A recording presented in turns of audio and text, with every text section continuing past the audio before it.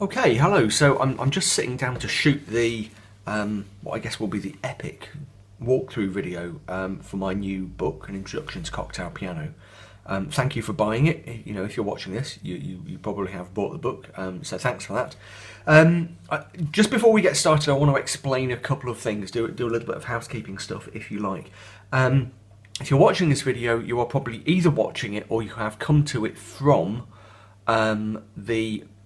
its dedicated page on my website, billspianopages.com. Whatever you do, please make sure you bookmark the video on that page rather than on the YouTube page for the video. The reason for that is I may remake it a few times. In fact, I'm planning to remake it as I get kind of feedback and people say to me, could you explain this in a bit more detail, or yeah, you waffle on about that a bit too long, Bill, or you know, or whatever. So that means the video's URL on YouTube will change at some point in the future, almost certainly, but the one on billspianopages.com will not, so stick to that one. Okay, so that's pretty much it. You'll see if you've been to the billspianopages.com and the dedicated page that there are shortcuts for each chapter that will take you to the bit of the video that deals with each particular chapter. I just want to deal with a couple of issues that I raise in the introduction to the book, and the main one is this thing that I say so much to people on my piano channel, and if you're a regular on the channel, you'd have heard me say this a million times, but learning these kind of skills, kind of improvisation, understanding chords and harmony on the piano, so much of it is about practice and experimentation. I very strongly believe that ultimately you teach yourself to do this stuff. And I can kind of push you in the right direction and give you useful bits of information. And, as I said in the introduction to my previous book, How to Really Play the Piano, I can give you the material that I wish I'd had when I'd started out. But that's kind of all. After that, you kind of have to develop your own style. And it's, I think, a much, much better way of learning the piano than, rigorously following other people's particular styles by rote, because you just end up sounding like someone else rather than sounding like yourself. So it's all about exploring, playing around. Take the ideas I give you here and make them your own. Sit down and really experiment with them. And it's about spending a lot of time at the piano keyboard. There isn't really, a lot of guys will, show you their piano courses and say, oh, it's an easy way to learn how to do this, that and the other on the piano. And there isn't an easy way. It's always fun. But it needs dedication and it needs commitment and exploration. But that kind of hard work and that practice can be fun itself, especially if you make it kind of exploratory and find things that you like and play them over and over and over and over. I'll shut up because I guess I've made the point now. But that should be your starting point. It's an exploration rather than a kind of a step by step, if you like. Any questions, any problems, I've started some threads on billspianopages.com, one for each chapter. So in the first instance, if you could post your question in the relevant chapter, and that saves me answering the same question 100 times over, because, people can see the answers to other stuff, or they can talk to each other or whatever. If you've actually got a technical problem, like, the video won't work, or you've found a mistake in the book or something like that, drop me an email. Please do drop me an email. I'd appreciate that at billhiltonmedia@gmail.com. It's in the book. Okay, so there we go. Let's crack on. Chapter 1.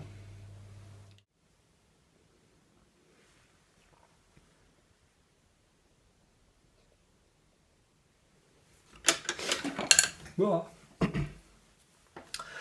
Okay, so in this section of the video, we are going to be looking at chapter 1 of the book and just playing through some of the scores that are in there and exploring in a tiny bit more detail some of the ideas that I talk about. It all kind of kicks off on page 8 with this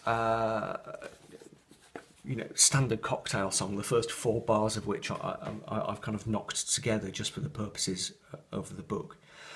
And I've taken these 4 bars and presented them here in a very typical piano vocal arrangement, the kind of thing you might find in a commercial score, what I mean by that is the kind of score you would find, you know, I guess you've done this. Say you walk into a music store and you flick through the racks of piano music and you pick out, you know, books of Broadway show tunes or jazz classics or songs from the 40s or 50s or whatever.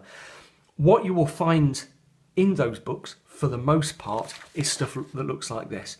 A melody line with words, and then a piano part which, in terms of the melody, closely matches what the vocal line is.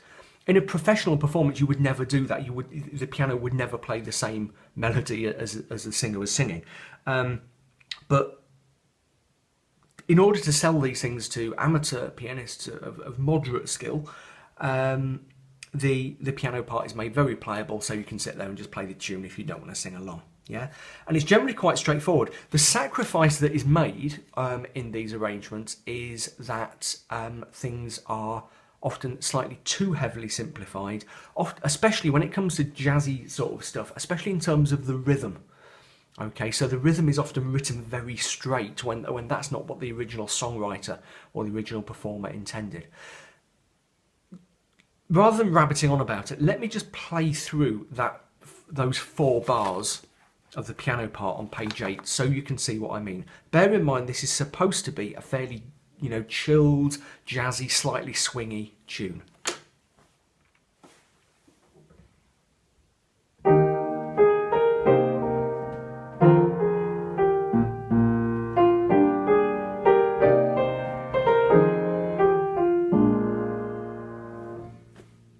Okay, as you can hear, that was really quite straight, especially in the opening bar. Okay, I say on you know, in the note on the side there, in an actual performance, that would be very much more swung. So instead of this is a oh god, I've started singing. I'm sorry. This is a standard is how it's written, but what you would actually do is this is a standard cocktail song.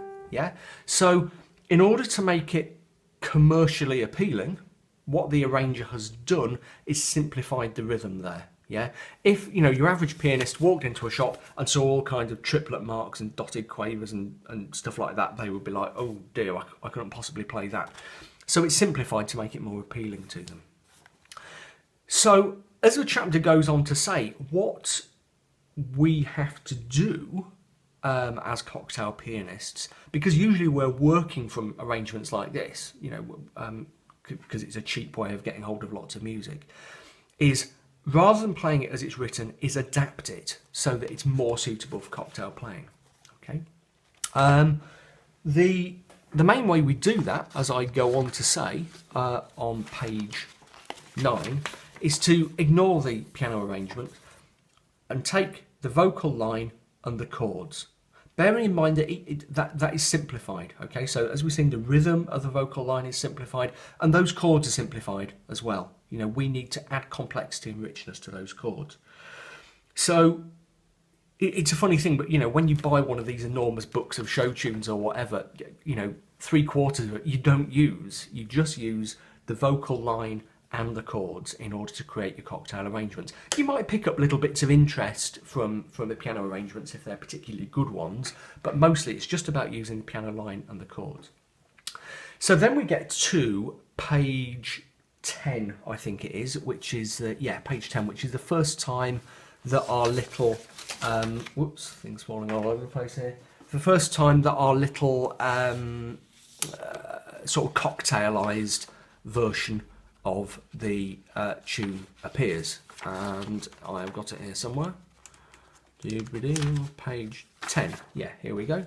So here's our cocktailized version. Now, as a cocktail pianist, what you generally don't do, I mean, you could if you wanted to, you don't, you know, get a commercial arrangement and then write out your own arrangement from it.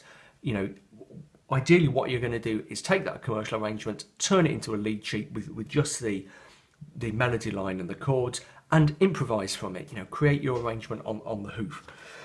What I've done here is just write a sample out to show you how you might do that, so we can kind of explore how cocktail works, yeah?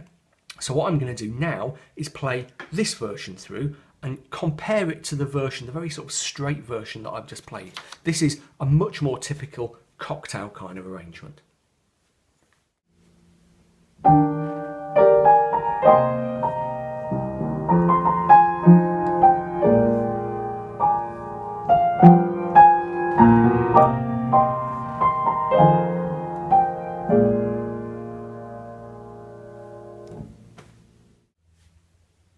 Okay, so hopefully you can hear how that cocktailized, I've invented a new word there, how that cocktailized version of our standard cocktail song is very different from the commercial style arrangement that I put on page 8, yeah? I mean, one of the most obvious things really is the rhythm. I mean, if you listen to the first bar of page 8 again, yeah, and compare it to, yeah, suddenly we've got a much more relaxed, chilled out kind of jazzy sound. What I want to do now is go through some of the stuff I'm saying on the pages after page 10 to just kind of build out some of those points. The stuff on page 11 is fairly straightforward. I'm just talking about how I've moved the melody up an octave. Yeah, couple of reasons for that. First of all, it gives me more space on the keyboard for fill-ins. Okay, so I've got space there to put in, but, you know, put in the chords underneath. Also, a higher melody tends to sing out more. Really important thing to bear in mind about Cocktail. And I am writing this and making this video as if you are going to go out and use these skills in the real world. It might be that you just want to play Cocktail for your own kind of enjoyment, which is fine. But, you know, if you're going to go and play at weddings or parties or whatever it is, you know, it's kind of really worth thinking about the practicality of that. And those environments tend to be noisy. And in a noisy environment where lots of people are chatting away, a melody down here gets lost much more easily. The lower frequencies get buried in that noise of chatter. Up here, the melody will sing out much more. The higher frequencies will cut through, and anyone who wants to listen to what you're playing will actually find it much easier to make sense of the sound. Okay. So the first thing I'm doing, you don't have to do this all the time, it's just a good technique, is to move the melody up an octave. Okay. And then on page 12 I talk about how I thicken the melody out. Yeah, that actually happens a little bit in the original commercial style arrangement on page 8, but on page 12 I've made those I've made those kind of thickenings, those fill-ins, more kind of interesting. They're not actually fill-ins. I'm going to talk about fill-ins in a second, but those kind of thickenings out of the chord, where I'm playing the chord notes under some parts of the melody. Yeah. As I say, I don't do that on every note of the melody because it starts to get difficult. You know, you couldn't do it. It's really unwieldy. You only need to drop in those kind of thickenings. Those additional notes of the chord, just to give that extra sense of what's the word I'm after? Of solidity, if you like, to the right hand. Yeah, and the best place to do it tends to be on principal notes of the melody, the most important notes. We'll talk about all that again later and working out the principal notes of a melody. So what you have to go for there is a balance. You don't want a right hand that's too chunky, but at the same time, it's good to be able to fill out that right hand a little bit. We get on to the really interesting stuff, I think, on page 13, the articulations and embellishments. I'll just talk about what a couple of those are. First one that I look at in the first bar is that arpeggiation. An arpeggiation is a really common and really easy thing to do in Cocktail. Just there, it's this. Yeah, but you can do it on any chord. And all I'm doing there is taking a chord and playing the notes kind of spread out, if you like, rather than hitting them all at once. And it's a lovely little easy effect that is really common in Cocktail. Yeah, and you can do it quite quickly. When you're arpeggiating chords, you can, there are basically two ways of doing it. You always go, almost always, from bottom to top, because it sounds kind of weird doing it the other way around. You can either do it with the full chord in both hands, yeah, or as I've done in the score here, you can play the left hands normally, both notes at once, and just arpeggiate the right hand. Yeah, which again is a fairly common thing to do. Next bar along is the an interesting little I call them twiddles, you know, a trill really. The technical term in classical music would be a mordant. Yeah, very common way of embellishing a melody. So, you know, look at the melody with the mordant, the twiddle in it. Yeah. So instead of just, you know, going down the regular melody, I'm just putting just a little twiddle to make it more interesting. Next bar along we have the grace note. I've made videos about grace notes in the past. The way I played that one was with two fingers, but if you want, you can slide. Yeah. If you slide, it tends to have a slightly more kind of rhythmic, kind of bluesy effect. Whereas if you use two fingers, it's more kind of sinuous. Yeah, it's smoother. Okay.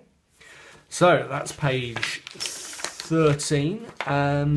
On 14, I'm talking about the harmony, and the most important thing there is that straight off the bat, I'm using major seventh chords. Yeah, so E flat chord, E flat major 7. Absolutely the most distinctive sound of Cocktail, yeah, and I'm getting it in right at the start. There's a useful link there on page 14 to my series of videos on really basic harmony, so if all this stuff on chords begins to fox you, do have a look at that. Left hand, fairly straightforward. The important thing to remember there, and it's a difficult thing to get your head around when you're a beginner, I struggled with this for years, is that it's easy to do too much in the left hand, or it's easy to try to do too much or feel you ought to be doing more. You can often get away with a really sort of minimalistic left hand. Yeah, and shell chords, which I described there, are a beautiful solution.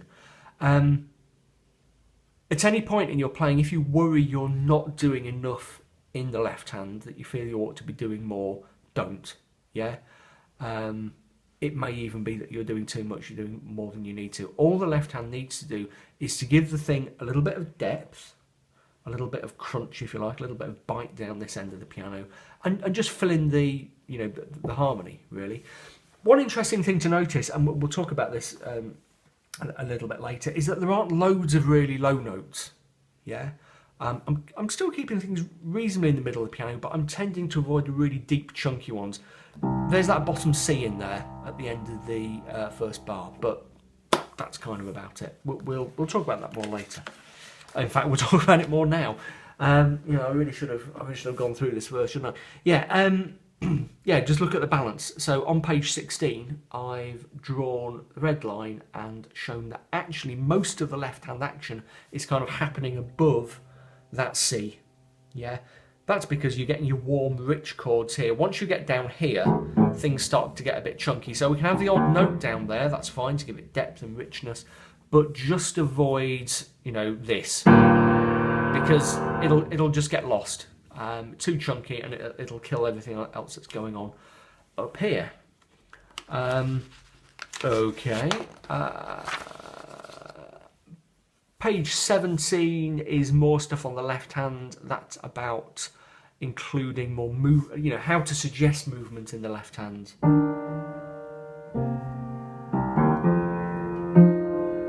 This is the left hand of the whole thing.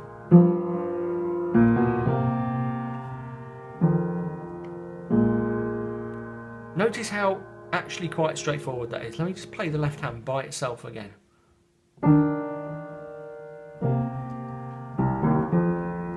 Whoops.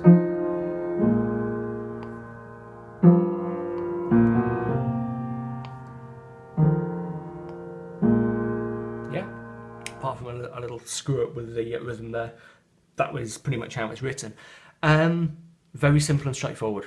Yeah, shelled chords, a little bit of movement just to suggest, you know, a sense of onward progress. I'm tending to move in the left when nothing much is happening in the right. So if I'm resting on a note in the right, move in the left. Yeah. For example, I wouldn't move in the left. There's my trill, second bar. I probably wouldn't move underneath that because there's too much interest going on in the right just there. Okay, page 18. Tempo, really important. I'm talking about rubato there. Probably the most important point to make here is that the thing about Cocktail, and I say this several times in the book, is you really can get away with an enormous amount when it comes to tempo. You can just stop if you like. You know, if you're finding it hard, just stop and carry on when you feel cool about it again. So, you know, with this piece, I could really pull about the tempo. I could really...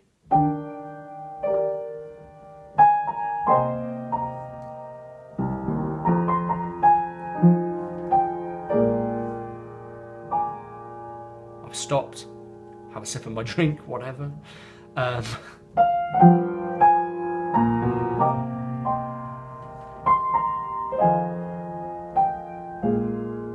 Yeah, I mean, that was quite extreme, but if you played that in a lounge bar or, you know, a party or whatever, no one would bat an eyelid. Yeah, loads of pauses in there. I had a huge pause in the middle. I could even put in an extra kind of fill before starting again. You get the idea. This is the marvellous thing about Cocktail. It's not like jazz where you've kind of got...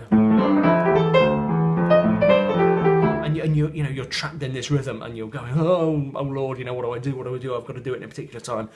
If you're playing Cocktail, traditional style Cocktail, it's very chilled out. Sometimes you'll play stuff that's more up tempo, but mostly you'll take it kind of free and easy. And even on, you know, faster stuff.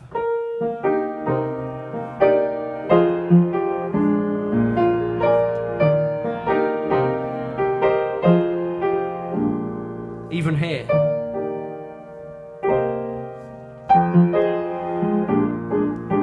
Yeah, even if you're going a bit quicker like that, you can just take a break. You know, do it in a natural place. Do it at the end of a little, you know, section of chord progression or at a natural pause in the melody. But feel free to just stop, hold on, gather yourself, and continue. Okay, page 19, pedalling. Pretty straightforward. It depends on the piano you're playing, really. Excuse me. Some pianos are more pedally than others. The pedal will have greater effect, especially if you're playing a great big grand piano. The only thing I'm trying to do with the pedal is make sure the chords don't get mushy. The tricky place for that in this arrangement is right at the end, where we're going in the final bar.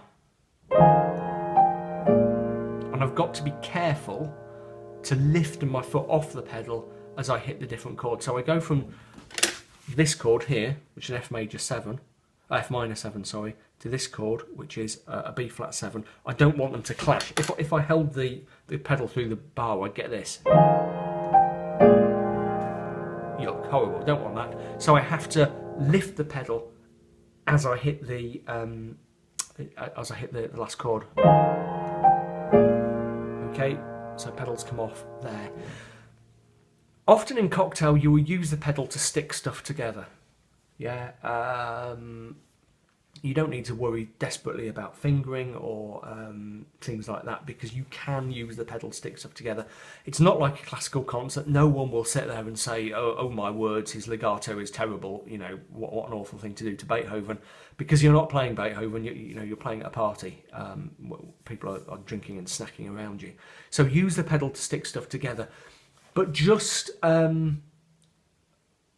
to keep each chord distinct as far as you can, and try to keep the melody clear. If you can, if you're going into professional context, before you start a gig, try, if you can, to have a go on the piano, just because it just takes just 2 or 3 minutes to work out what the pedal does on any particular piano. I'm talking about the sustain pedal, but the soft pedal is a different kettle of fish, and kind of less important but still useful. But different pianos, especially acoustic pianos, have different kind of biting points on their pedals and stuff, and it's worth getting used to it. Else your first set might sound a bit smudgy. Here we go. Page 20 is the stuff about fillings, which I kind of mentioned before anyway. Very common thing to do with a filling in Cocktail is to go up the keyboard, to go off on a little, adventure up there. So second bar. And I could go, if I wanted to, before restarting. Another fill in there.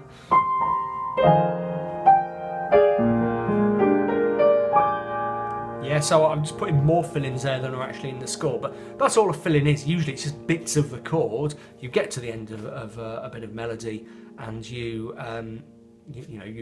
chunk up the keyboard playing bits of chord. Dead easy technique and quite a nice effect. And that's it for chapter 1. Okay, cool. Go away and practice. Have a go if you like with those 4 bars that I've given you. There are loads of different ways you could play that, really, and that was just one of them. I'll demonstrate a couple more if you like. You could do something like this.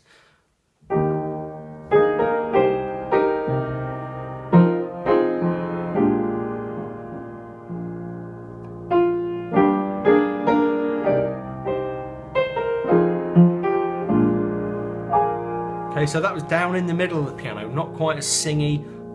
It would still be fine as long as you didn't do it all the time. Or we could do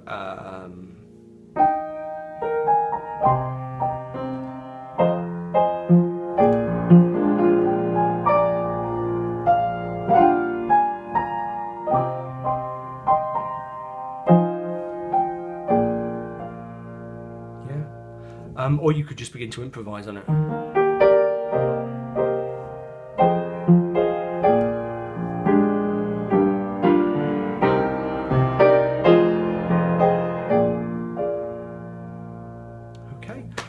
There we go, that's it for chapter 1. On to chapter 2 and chord extensions.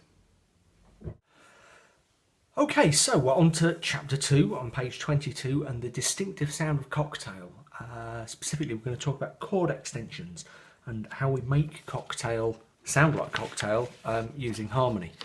What I'm going to do in this chapter, because it's quite kind of theory heavy, is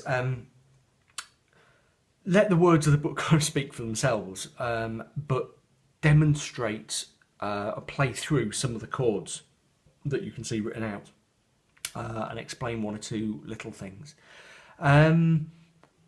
What I mean by the distinctive sound of Cocktail is that very chilled out, relaxed sound that you get from using lots of 7th and 9th chords. Yeah, so just to kind of get your ears used to that, let's imagine we've got a straightforward C major chord. Now in Cocktail, we would typically replace that, substitute it if you like, with something like a C major 7. Not always, but often. So C major 7.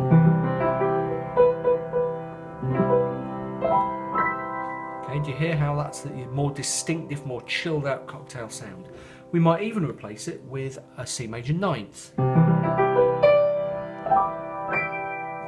Yeah, even more so. You can keep going, C major 11th. C major 13th, and so on and so forth. The same works with minor chords. Straightforward C minor chords, C minor 7, C minor 9, C minor 11, and so on and so forth. So a lot of the business of creating that Cocktail sound consists in taking those basic chords and simply extending them to create a richer sound. Obviously, you're not always, if you've got a C major 7 chord, you're not always going to play it in that inversion, These are all inversions of C major 7. Okay, but that's how you create the basic underlying chords. So let's just flip forward onto page 20. Let's stay on page 23 where we've just got our our sample chords progressions here. So what I've done here is take the basic chord progression from our standard cocktail song and stripped it right back so we have the absolute fundamental underlying progression there. I've let the B flat chords keep their sevenths, but apart from that, that's a very basic progression. And I've taken that and I've turned it into a much more distinctively cocktail sounding chord progression, okay, which you could use. It would slot into the song in exactly the same place and work harmonically in exactly the same way, but I've extended and developed and in a couple of cases substituted those chords so that there is a richer and more cocktaily sound. So if you flip onto page 24, you'll see what I've done there is produce two realizations, two ways of playing those progressions. First of the very basic progression, and then of the kind of cocktailized progression, if you like. I'm just going to play through those now just so you can hear them. Okay, so here's the basic chord progression. I'll shout out the chords as I go. E flat, C minor, F minor, B flat 7, G minor, C minor, F minor, B flat 7. So as you can hear, really quite plain and straightforward. And then underneath we have the cocktailized version. I love that word that I've invented, that new adjective, cocktailized. Anyway, here it is. I'll shout out the chords again. E flat major 7, C minor 9th. Notice how my right hand hasn't even moved, just my left hand has. Deal with that over the page. F minor 9th, B flat 7, E flat 7 over B flat. Tritone substitution, very distinctive cocktail sound. G minor, G minor 7, C minor 9th, F minor 9th, B flat 7. That is fundamentally the same chord sequence as the straightforward one,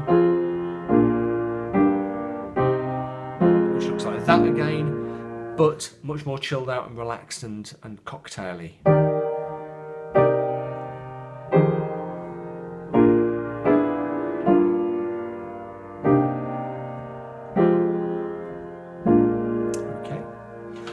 If you flip over the page onto 25, you'll find some explanations of some of the stuff that I'm doing there. Okay, I won't read all through that for you because that's fairly straightforward. And on page 26, we get on to thinking about how to create those 7th and 9th chords. Okay, what I'll do here is just chunk through and play these chords for you, if you're not familiar. So the ones we've got on page, and what I should say, I mean, I do say this in the text, if this bit kind of baffles you, if this, how we build chords, you find difficult, do look at my YouTube playlist of Really Basic Harmony, because that explains a lot of the really elementary stuff about how we build chords. And also, if you have a copy of How to Really Play the Piano, my first book, then stuff's in there.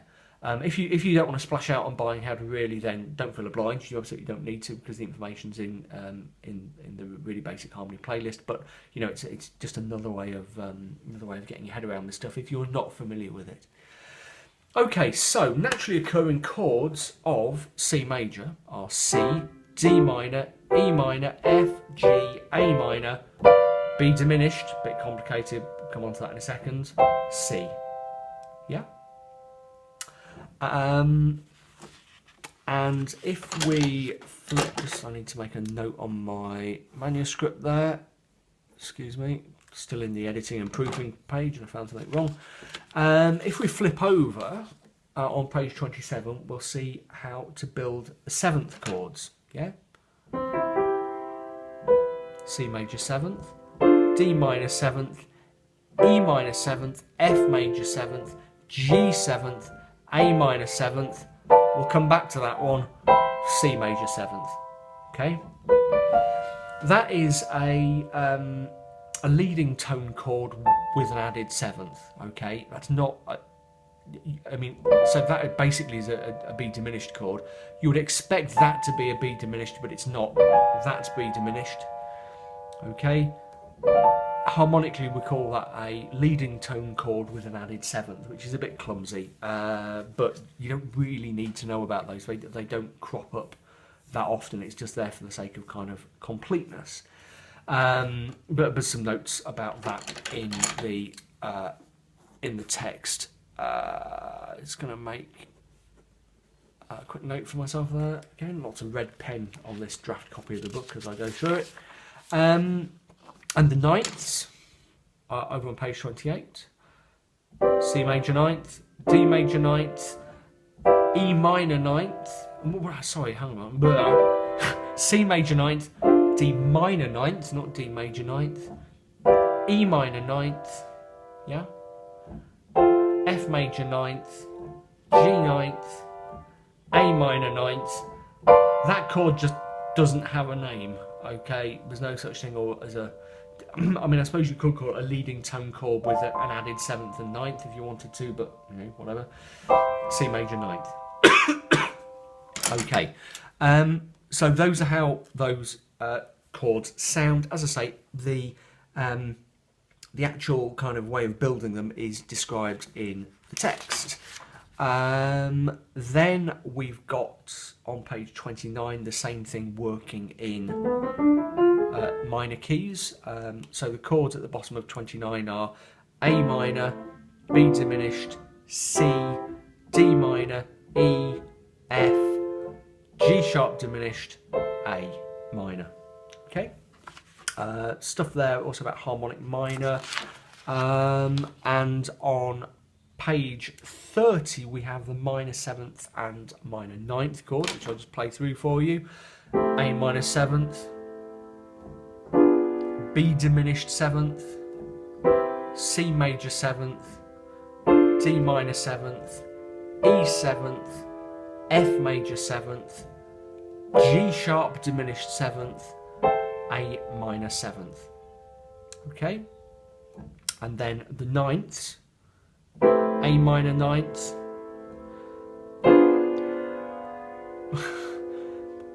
getting kind of complicated here. That's a B diminished seventh with an added ninth. Again, that's not a chord you're going to run into at all, really.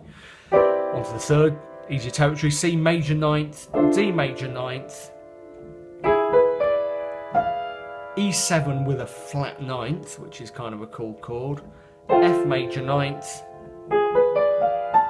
that's another awkward one, G sharp diminished seventh with an added ninth. Again, you won't come across it very often, it's just there for completeness. A minor ninth. Okay, so in each case, building those chords is just the, you know, as it says in the text, a case of adding thirds to the top of the standard chords. Okay, moving swiftly on to page 31. There's a quick discussion there, extending non-diatonic chords, which is fairly straightforward. Extending non-diatonic chords, you know, you basically have a choice. You can, you know, extend them in the key of the chord, or you can try extending them in the key of the song, whatever seems to work better. There's nothing particularly that needs playing through there. Page 32 is dealing with that as well. Chord subs on page 33, dealing with the most common substitution there, 2-5-1 substitution. Just let me play those through to you. Bottom of page 33, sorry, middle of page 33, we have that basic 2-5-1 resolution. Okay, I'll put in a bit of left hand there. Okay, which is very plain and boring, and so a very common substitution for that, as you see at the bottom of page 33, is. Okay, so the D minor 7, the second chord of the scale, minor 7th, with the 5th in the bass.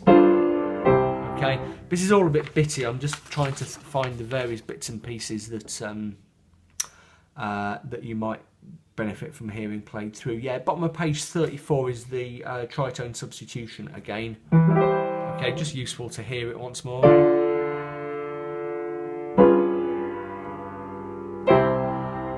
Yeah, very kind of distinctive cocktail sound. You don't have to resolve it onto the straight out major chord, I should say. You could go D minor, the tritone sub, resolve onto the major 7th.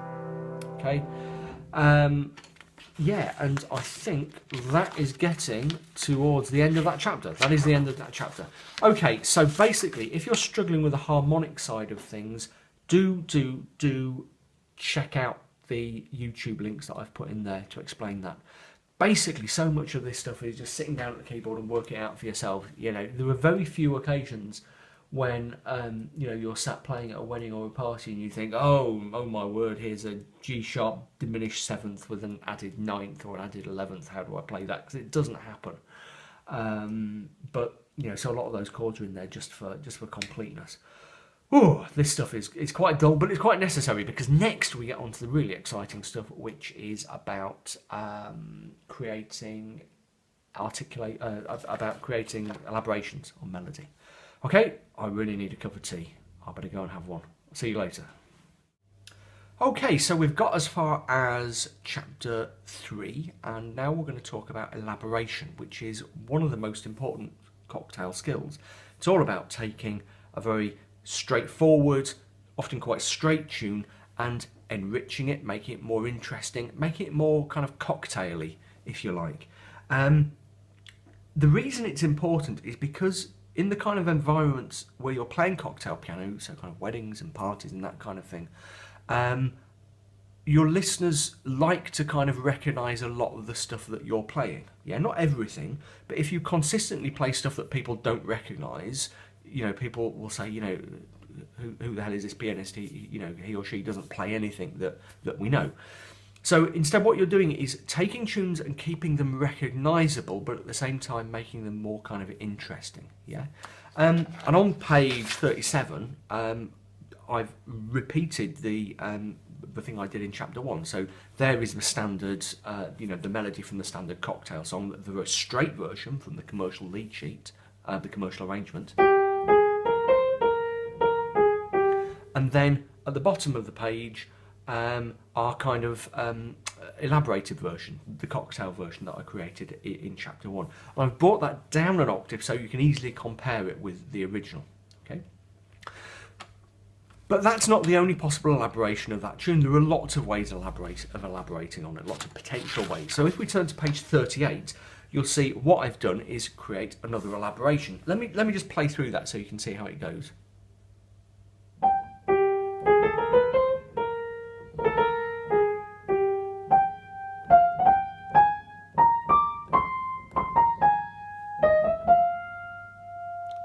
That again I'm playing it in a very sort of free and easy style, not really rigidly. That's so important in cocktail. Okay,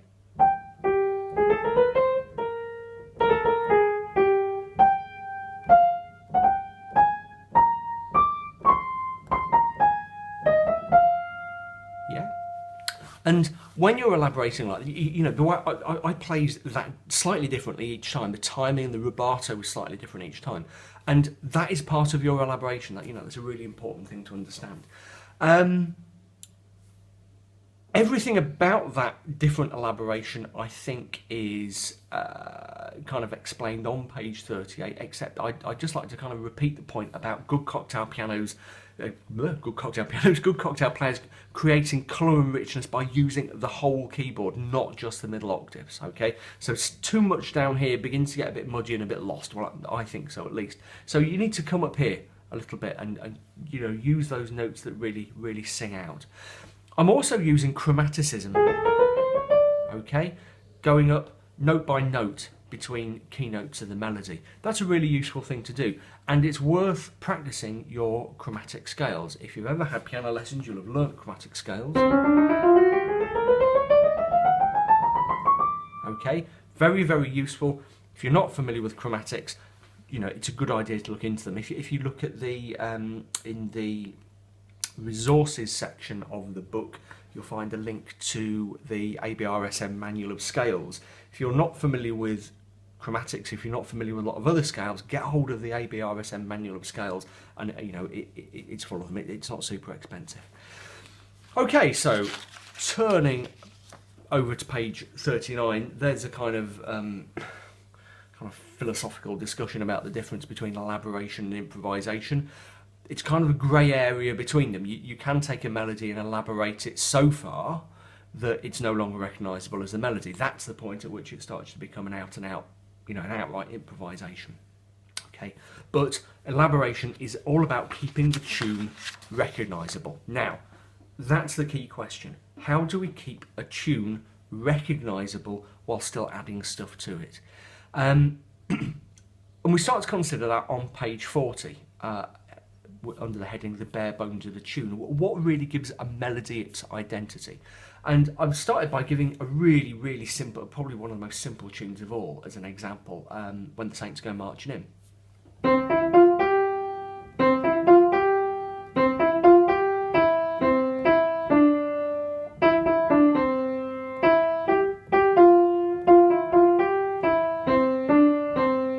Yeah, and like I say, if you sat and played that at a wedding or a party, like 95% of your listeners, and probably more like 99.5, would recognise it straight away. Yeah, but and this is the absolutely key thing. You could take out a lot of those notes, and people would still work out what you're playing. Okay, so over the page on page 41, I've got another version of "When the Saints Go Marching In," but with some of the notes taken out. Let me play it to you. Listen carefully.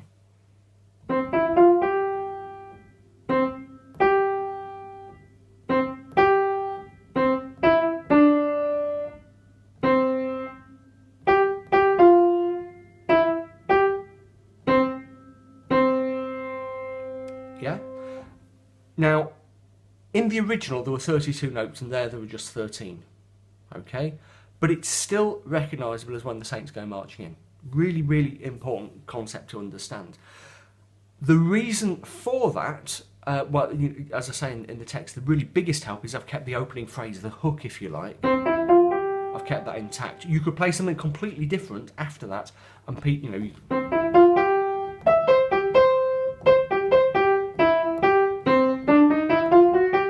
okay, and people would still have an idea it was the Saints just because you'd given them the hook. Okay. The other thing is I've kept in the kind of the anchor notes, if you like, the important notes at the beginnings and ends of phrases. Okay, so we've got "When the Saints Go In," "Saints Marching In," B number, "When Saints Marching In." Yeah, so the kind of extremes of the melody and the parts where it pauses, I've kept.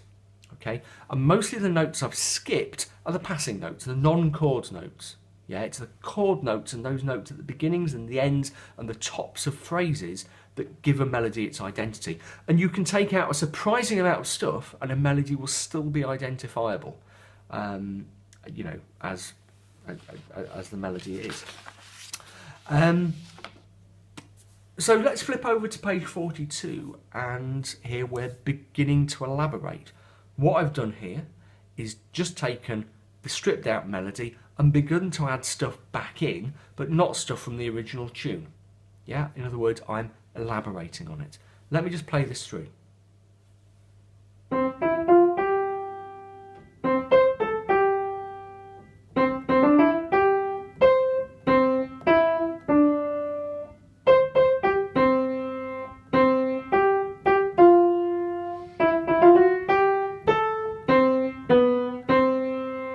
Okay, doesn't fall under the hand particularly easy, but that's not the point I'm trying to make here. That is still very clearly recognisable, I think, so very clearly recognisable as "When the Saints Go Marching In." Let's just hear that again.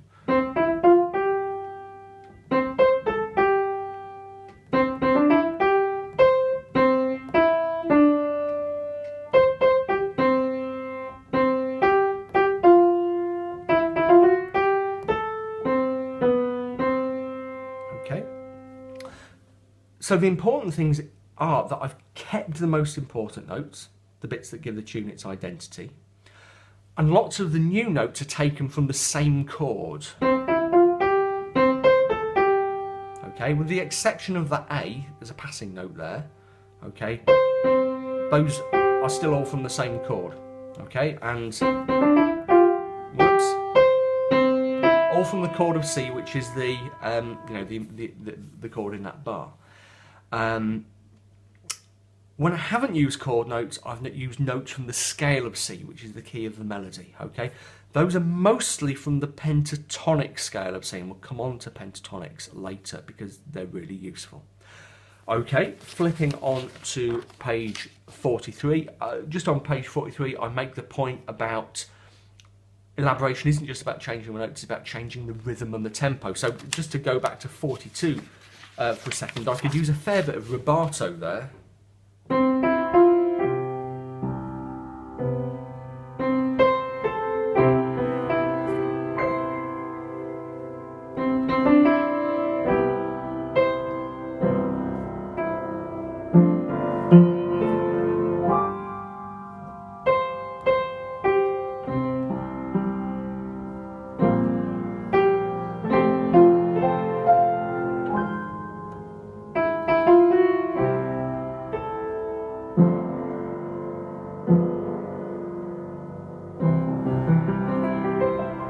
Okay, if you look at that last bar, listen to what I did.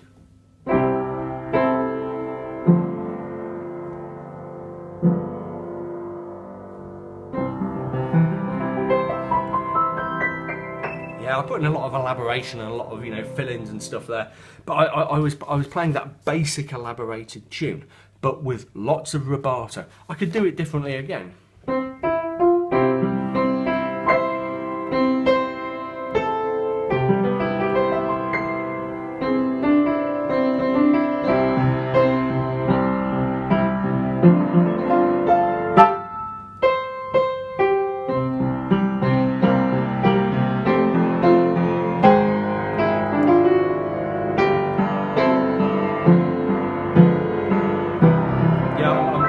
Cheesy and dramatic there, but you get the idea. It's not just the notes that I can elaborate on, it's the rhythm and it's the tempo. Okay, so then we get to page 44, using chords and suspensions in elaborations. Just let me play through what I've got there.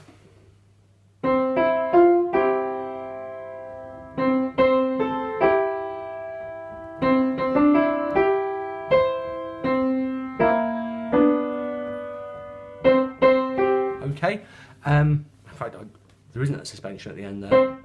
It's like that. There we go. Quite straightforward. It's a bit like the thickening process that I talked about in chapter 1. I'm principally filling in extra notes under the melody when I'm playing, or at least introducing new ones when I'm playing those really key notes, the beginnings and the ends and the tops of phrases. Okay. Suspensions are useful. Okay.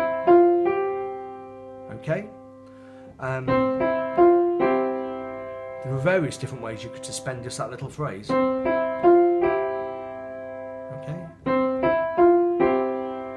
Okay, lots of different ways of doing it, and it's all just about thickening up and creating a sense of complexity and flow. Okay. This kind of thing kind of comes naturally, I find, as you begin to get a bit more confident. You find yourself, I know what the chord is, I'll just fill in a bit with my thumb. Yeah, you do need to get into the habit of thinking about your fingers a little bit and thinking about the underlying chords.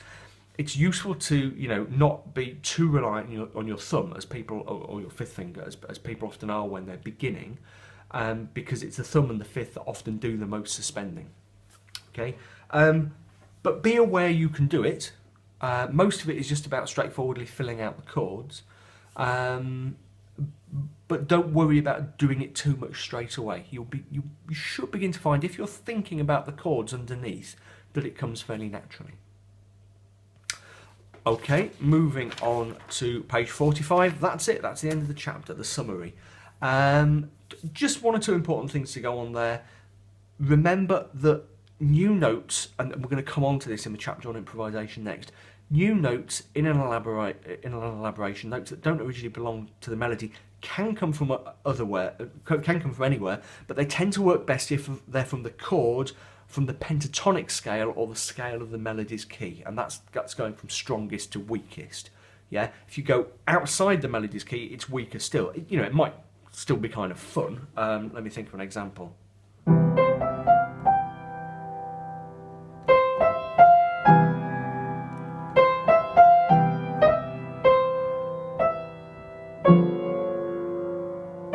Okay, you can do interesting little resolutions like that, but as you heard, that A flat was kind of, ooh, you know, that's really weird. The D flat worked a little bit better because it resolved onto the D. But if I just stuck to the notes of the scale, I would be a lot more happy.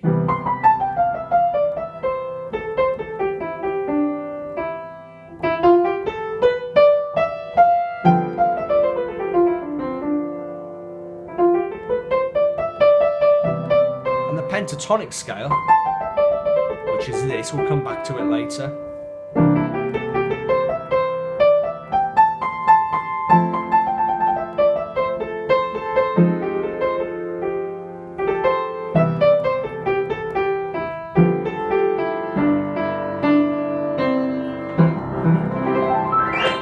Okay, cool, there we go. So that was chapter 3. Next, the exciting, broad, sunlit uplands of improvisation.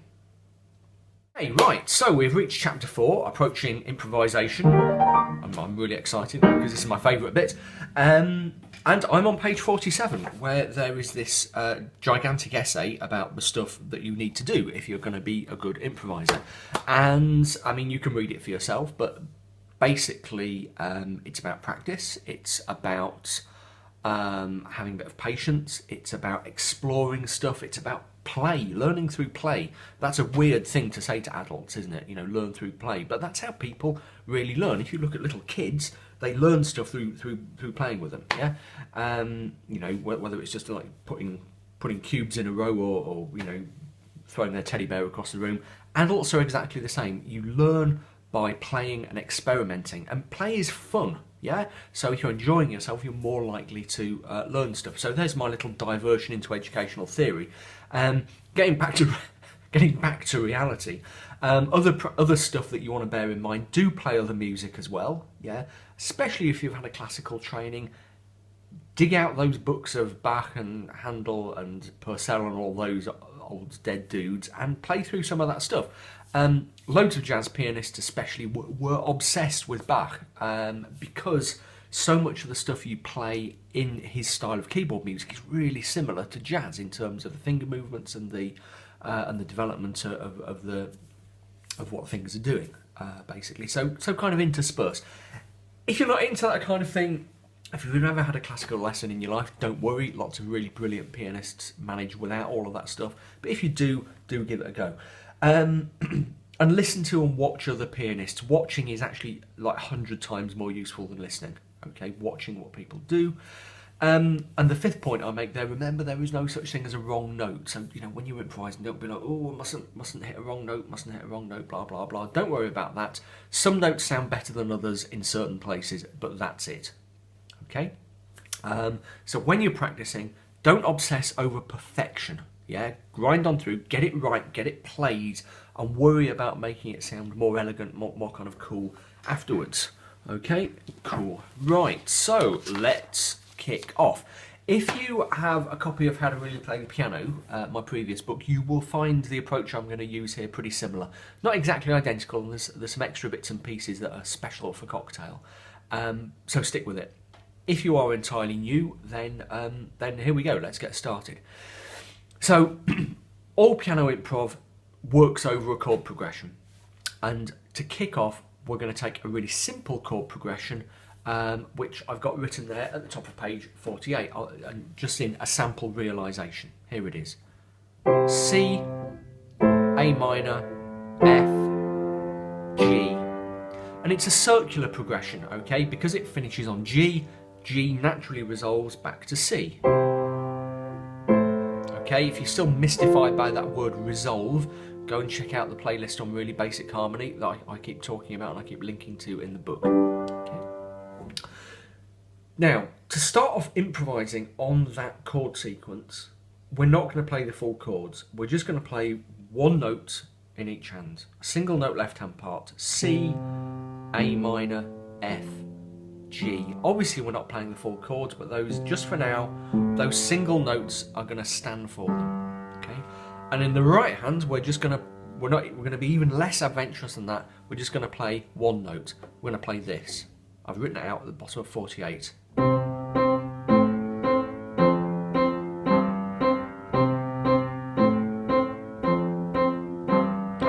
Now, you are not going to get booked as a cocktail pianist on the basis of being able to do that, but do it until you're comfortable. Swap around fingers if you like. Okay. Obviously, you're not going to sit down and play exactly what's written there kind of in perpetuity. The point is to start improvising in the right, but to confine yourself just to one note. In other words, to start improvising rhythmically in the first instance rather than melodically, something like this.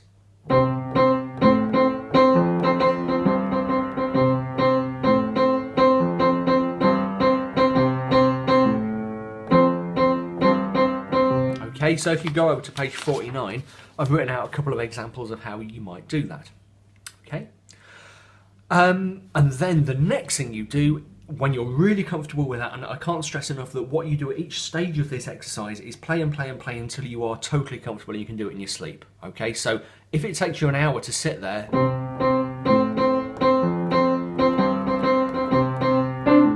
whoops, how about that? I've got one note to play and I get it wrong. There we go.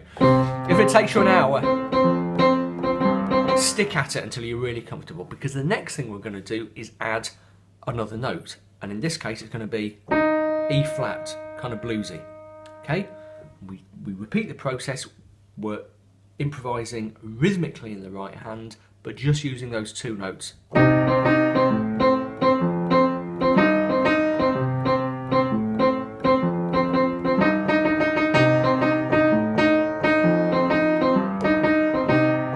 Okay, you can almost hear how it's beginning to sound vaguely like a piece of music. You know, it's vaguely beginning to sound like a kind of jazzy, kind of quite cool improvisation.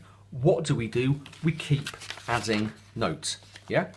And the next note we add is G. So we've now got C, E flat and G.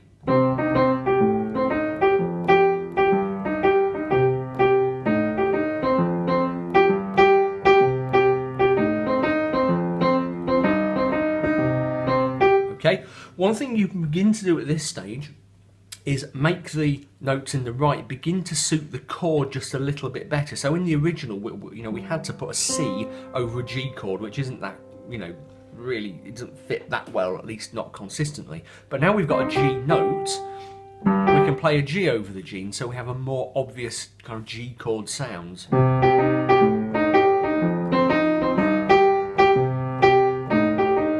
Okay, and practice and practice and practice until you're really happy. What we're aiming for is for you to build that up one note at a time until you're using all of the basic blues scale. C, E flat, F, F sharp, G and B flat, okay? Whoops, start again.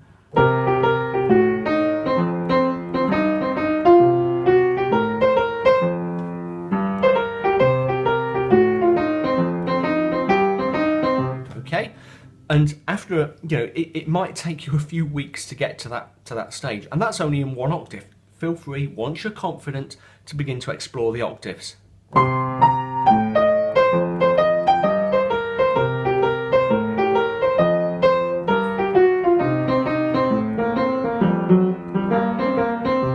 Okay, and you might find that you begin to get even more adventurous and you start doing things like playing mini chords.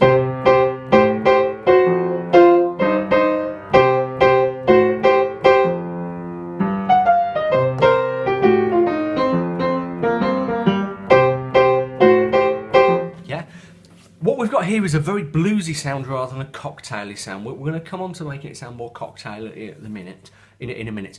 I just like to use the blues as a route into improvisation because it's really obvious quite quickly whether you're getting it, right or not, and you get a really satisfying and interesting sound straight away. Okay, so we're whizzing through this, but what I've just described here is probably several weeks worth of work if you're absolutely new to it. Okay, so once you've got that down fairly well and you're improvising reasonably confidently in your right hand just on that basic blues scale and using those four notes in the left, then we can move on to using other scales. Okay, so on page 51 we've got the basic major and minor scales. okay, that you can begin to work in, and they're going to have a more mellow sound. So let's imagine we're in C major here, as we are.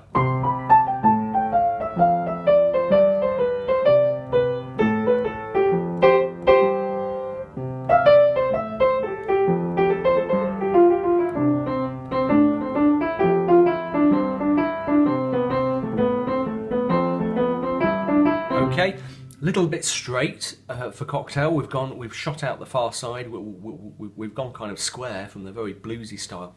But another scale that you can use, and frequently you probably will use when you're improvising in a cocktail-y style.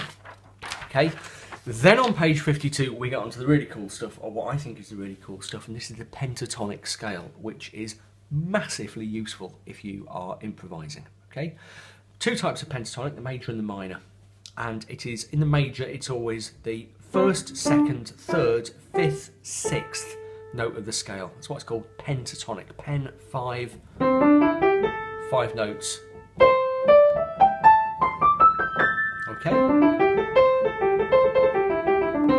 And in the minor, it's always the root, third, fourth, fifth, and seventh. You'll notice that if you find the key, play the pentatonic of C major and find the relative minor key, which is the key in the minor that has the same number of sharps and flats, it has an identical pentatonic scale, except it starts on a different note. So the relative minor of C major is A minor, and the notes of the pentatonic are the same. So that's C major pentatonic, and that's A minor pentatonic, okay, and as you'll see, the notes are identical, okay. Now, the brilliant thing about pentatonics is they are, when you're improvising, they are almost always safe ground. If you're improvising in the key of C, you have a C chord sequence in the left hand that you're playing, and things go a bit wrong, you know, you think, oh dear, you know, what am I doing here? You can retreat to the pentatonic and it will begin to sound safe again. If I demonstrate that using our simple left hand, just using a pentatonic in the right hand.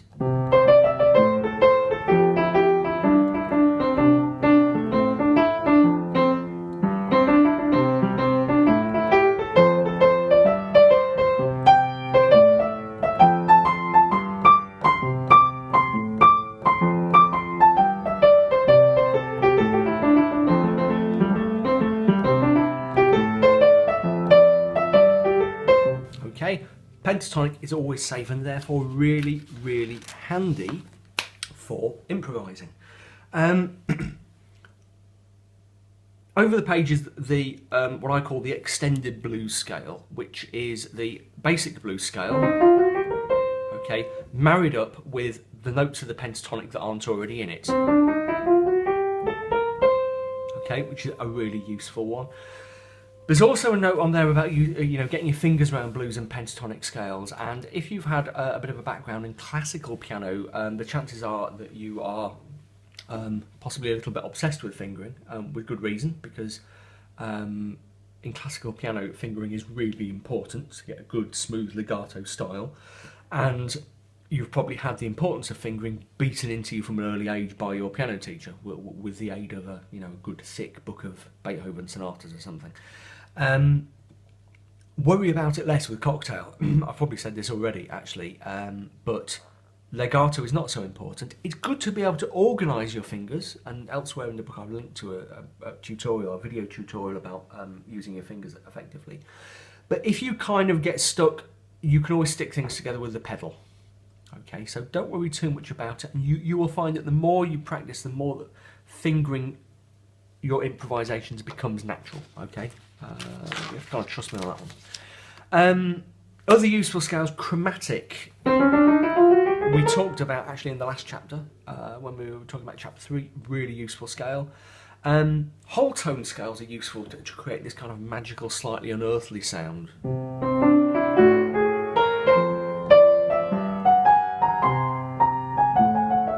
You won't want to use them loads, but they can be absolutely lovely if you're doing runs.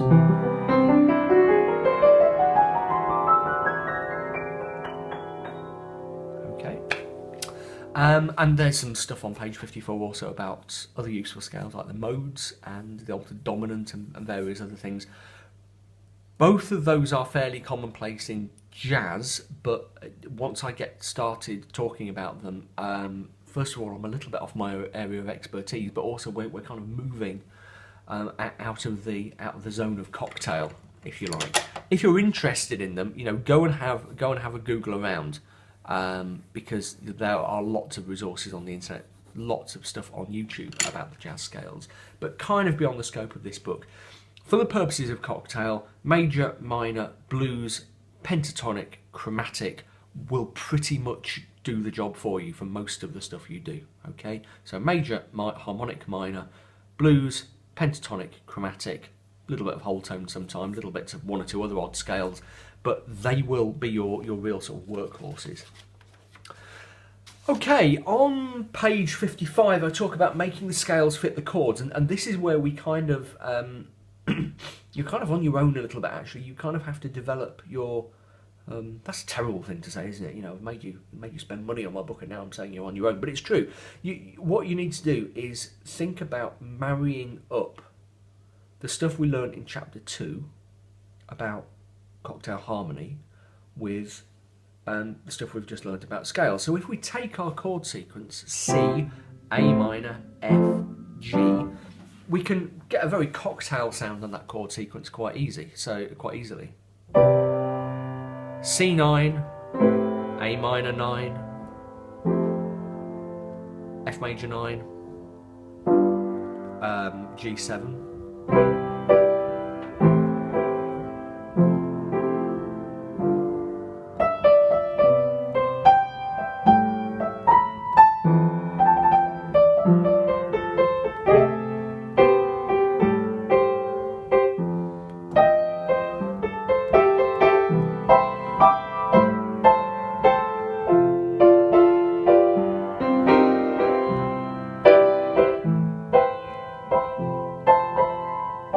Quite chordal improvisation I'm doing there. Actually, we're going to come on to that in a second. Let's do some more melodic type stuff.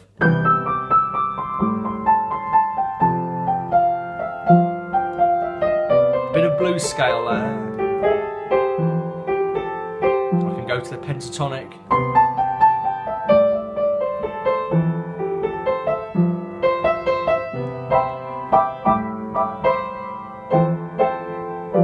Notice I'm using shell chords in the left hand. Let's do something with a pure blues scale. This will sound interesting.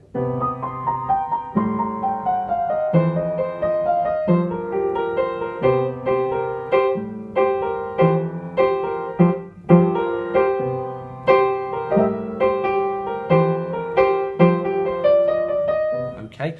Note the interesting contrast between, and this is a trick you can use quite often, between the very mellow major ninth sound and major, minor ninth sounds in the left, and that kind of harsh bluesy sound. A really lovely trick to do is to create that kind of tension.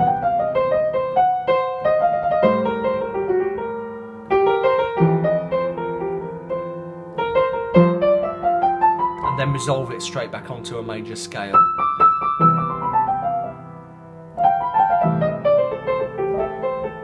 That's another nice thing to do, is to improvise mostly around major scales, but to drop in bits of blues, often in the form of crush notes. I'm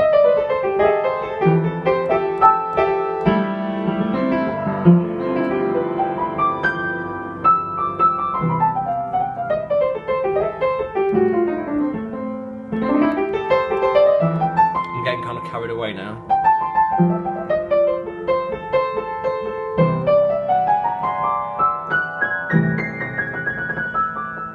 Whole tone scale. Retreat to the pentatonic, a bit safer.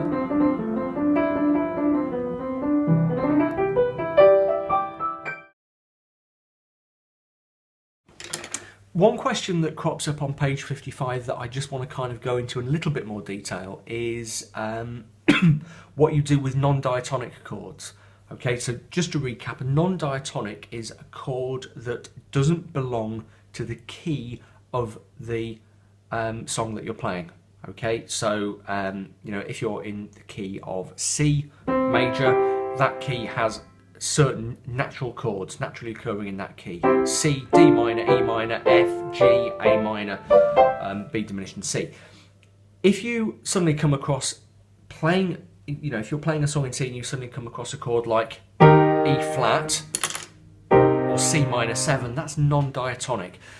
And when you come across a non-diatonic and you're playing melodic improvisation in the right, you've got two choices. Both can work. First is just to ignore the fact that there is a non-diatonic and continue improvising as if you're in C. And the other is to adopt some of the notes of the non-diatonic chord. Okay. Some songs will even change key. So a song like Taking a Chance on Love, I Won't Dance, I named those both an example on the 55. That's different. There you have to pretty much adopt a key change strategy. But by and large, you'll just come across isolated non-diatonic chords, and you can either ignore them and just continue improvising in the key you're in the right, or you can adapt some of that stuff, some of their notes. Let me give you an example. Let me use Rodgers and Hart's The Lady is a Tramp, which has a non-diatonic as its second chord. The first four chords of the progression go C, C minor 7, D minor, G7. Okay, so there's only that single leap to a non-diatonic on the second chord before it returns to a diatonic. So, a couple of things you can do there.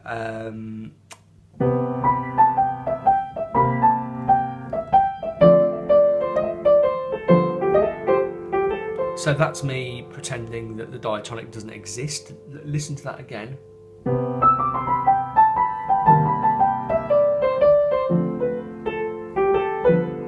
Okay, which you might think would be odd because I've got an E flat and a B flat in the left and I'm playing E natural and B natural in the right. Doesn't really make any difference. Creates quite a cool sound. The other thing I can do is adapt some of the notes of the chord. And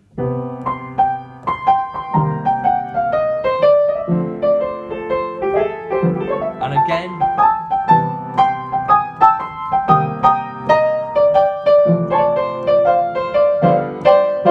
Okay, so either solution can work.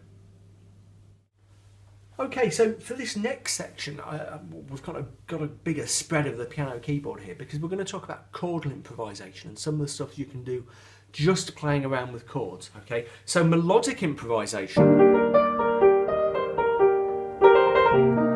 is one option, and typically you'll play this, a kind of improvised melody, maybe dropping in bits of chords, okay, but fundamentally it's melodic. What you can do is begin to use chords more consistently, so you get entirely chordal improvisations, yeah, where you end up simply playing patterns of chords.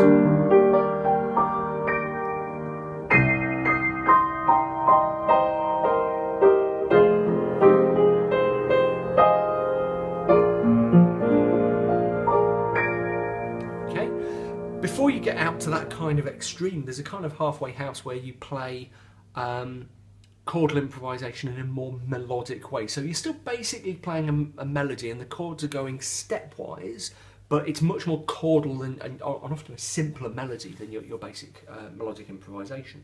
So on page 56, I've got a little realisation, a little arrangement that shows that. Just a quick point, the left hand is worth looking at there. There's it's a little stride left hand, just to create a little bit more movement than you would normally get with a simple left hand. I just thought I'd put it in there as a bit of variation. Playing stride chords, shell chords high up, but just alternating them with single notes low down. Okay, something you can do just to give things a tiny bit more movement sometimes. Let me just play through that example for you.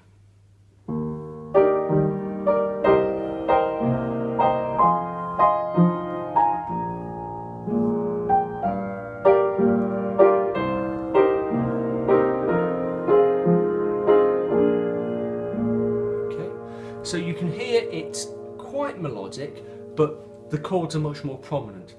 The chords there are tending to move stepwise, it's quite conservative. And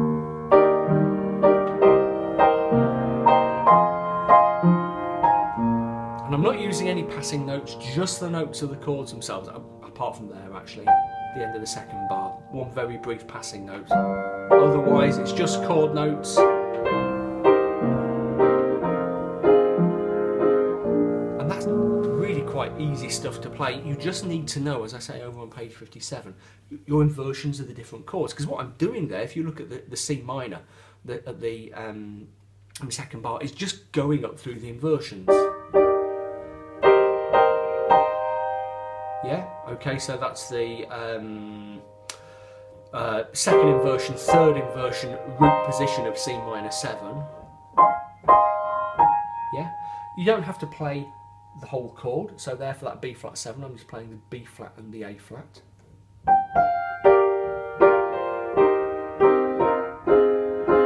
little mini suspension there as well. Quite interesting.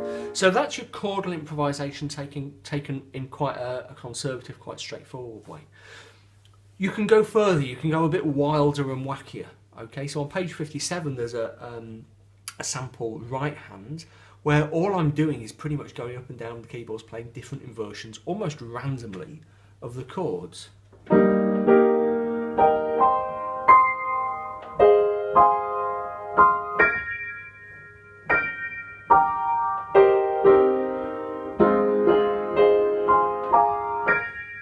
Yeah, and it's not very substantial and it sounds a bit floaty and, you know, and vague, but if you're between sections of melodic improvisation, you can use that as a bit of fill-in. So you could do your, you know, your bit of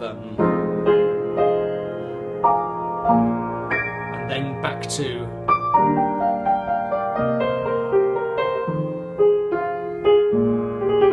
a section of melodic improvisation. Okay, so what that really comes down to, as I say, is knowing your chords and being confident in your chords and knowing your inversions. So if you're not sure on your inversions, do spend some time playing around on the keyboard, name a chord to yourself and find as many different inversions as you can. You know, so A flat major 9.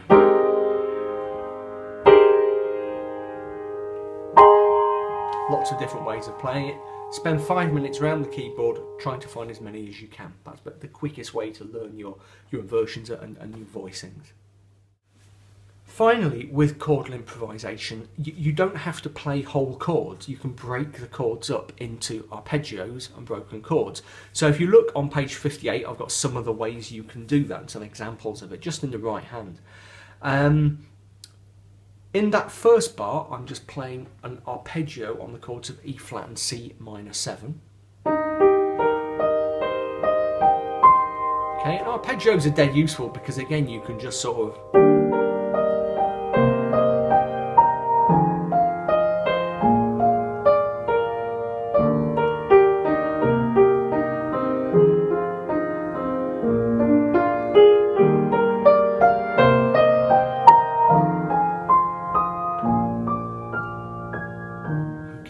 really nice, very straightforward, again, if you know the different inversions of your chord. The other thing you can do, look at the second bar, is to use broken chords, split chords, as they're sometimes called. So what's happening in the second bar there?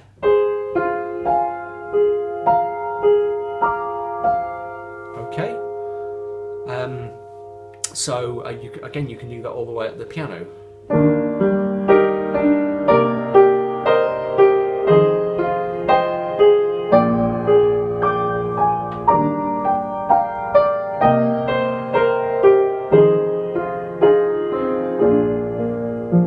Very straightforward, very simple. In bar 3, things get a bit more exciting. I'm playing fast arpeggios, yeah? Very handy thing to be able to do.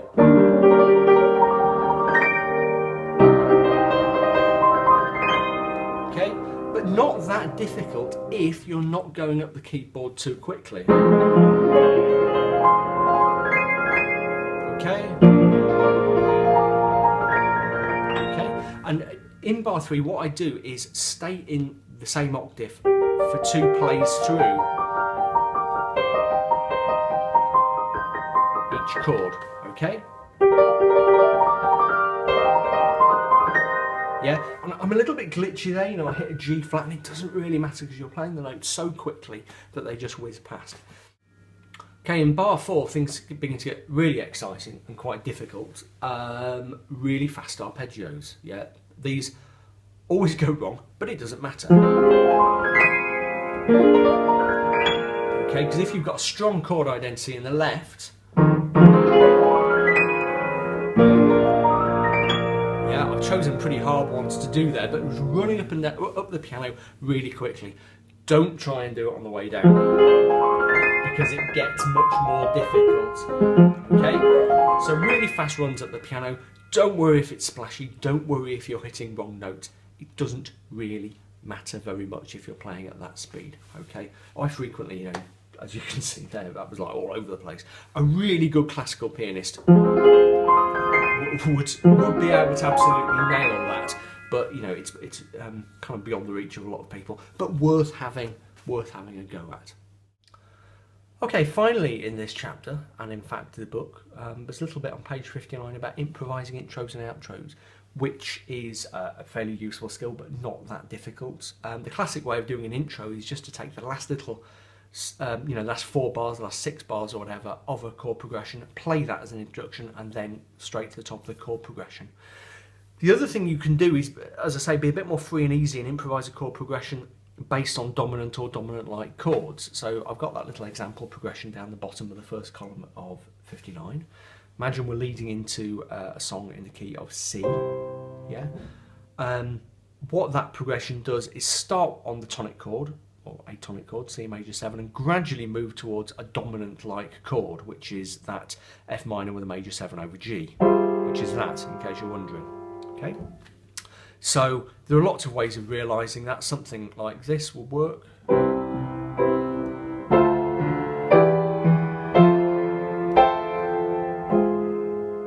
And we're straight into whatever your chord progression is. Lots of ways of doing that, and again, it's just going from the tonic chord to a dominant sounding chord. Probably not a straight dominant, but probably something more sort of ambiguous and cool, and then leading in, and that's kind of it. And with outros, I mean, there are even more options really. Quite a common one is to just improvise between the 1, 4 and 5 chords. So say you've got to the end of your song in C major, go for a 4 chord,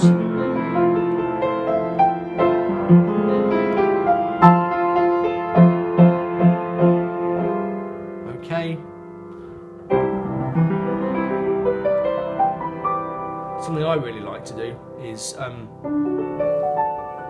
a little magic second jump there, jump up to the major chord above the tonic, which is always quite a nice effect. I am absolutely shattered after shooting all that. I've done it all, all in a couple of days, and yeah, that was quite long, wasn't it? As I said, I'm going to develop this video. I've done it in a bit of a hurry to get the book out on time because people are clamouring for it. So hopefully we will improve this in time. But here it is for now.